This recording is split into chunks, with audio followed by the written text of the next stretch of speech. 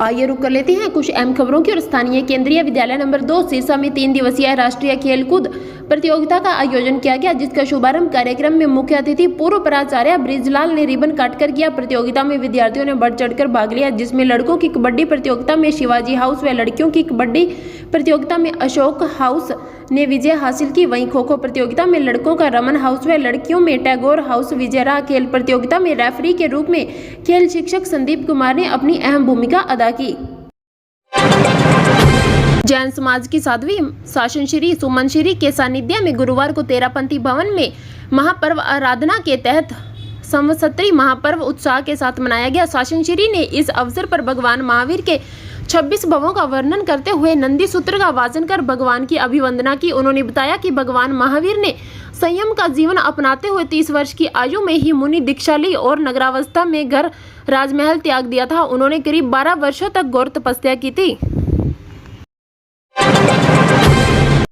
कांग्रेस युवा नेता मोहित शर्मा जिला के गांव शेरपुरा मोचीवाला व फूलका में युवाओं को संबोधित कर रहे थे, जहां पहुंचने पर युवाओं ने उनका भव्य स्वागत किया। मोहित ने कहा कि युवा राष्ट्र की रीढ़ की हड्डी होती है और राष्ट्र विकास में अग्रणी भूमिका अदा करता है। वहीं युवा मौजूदा समय में सड़कों पर उतर रहा है, बावजूद इसके युवा अपने हुनर के बलबूते अपने नाम भी रोशन कर रहे हैं। लेकिन शर्म की बात तो यह है कि भाजपा सरकार युवाओं को छलने का काम कर रही है। न रोजगार है न ही रोजगार के अवसर हैं, केवल और केवल झूठे वायदे दिए जा रहे हैं।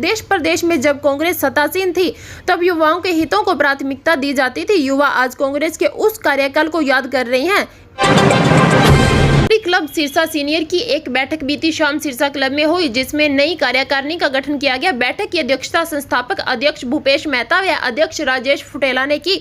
वहीं सर्वसम्मति से एडवोकेट रिशपाल पंधु को, उप प्रधान जगदीश गर्ग को, कोषाध्यक्ष मोहित गोयल को, सह कोषाध्यक्ष सुखविंदर दुग्गल को, SGT एट आर्म कमल सिंगला को प्रवक्ता चुना गया है। वहीं क्लब सर्विस के लिए 4 डायरेक्टर नियुक्त किए गए हैं, जिसमें प्रवीण चावला को कम्युनिटी, विष्णु सिंगला को वोकेशनल और राजकुमार मेहता को इंटरनेशनल, पुनीत कक्कड़ को यूथ सर्विस के लिए चुना गया है। वहीं नव चयनित पदाधिकारियों ने अपनी जिम्मेवारी का निष्ठापूर्वक निर्वहन करने का आश्वासन दिलाया। बैठक में आगामी कार्यों को लेकर चर्चा की गई, जिसके अंतर्गत 4 सितंबर को Shri Gulbahar Rataul director general district 3090 की अध्यक्षता में फतेहाबाद में इंटरसिटी पार्टी में सभी सदस्य शरीक होंगे।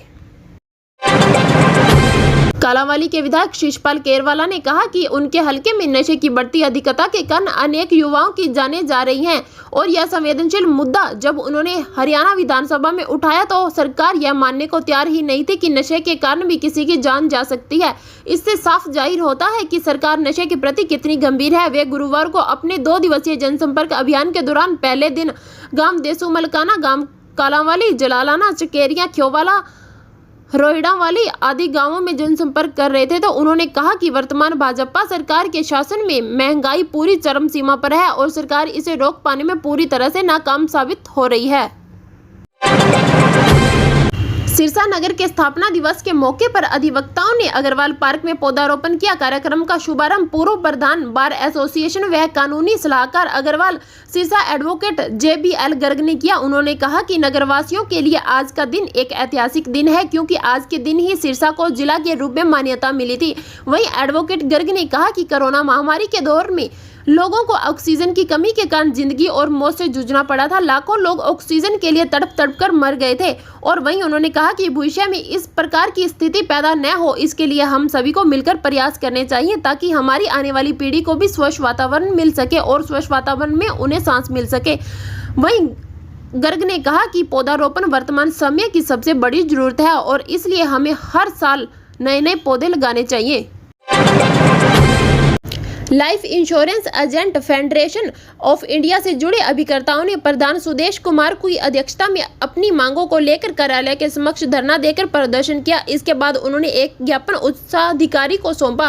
वहीं प्रधान सुदेश कुमार ने बताया कि अभिकर्ता अपनी मांगों को लेकर काफी समय से संघर्ष करते आ रहे हैं, लेकिन अभी तक उनकी मांगों को लेकर उच्च अधिकारियों ने कोई भी किसी प्रकार की संजीदगी नहीं दिखाई है। उन्होंने बताया कि उनकी प्रमुख मांगों में पॉलिसी पर बोनस बढ़ाने, ऑनलाइन पॉलिसी बिक्री पर रोक लगाने, लोन पर ब्याज दर घटाने और 5 साल से बंद पड़ी पॉलिसी को फिर से शुरू करने आदि ऐसी अन्य मांगे हैं, जिनको लेकर वे आए दिन प्रदर्शन भी करते रहते हैं।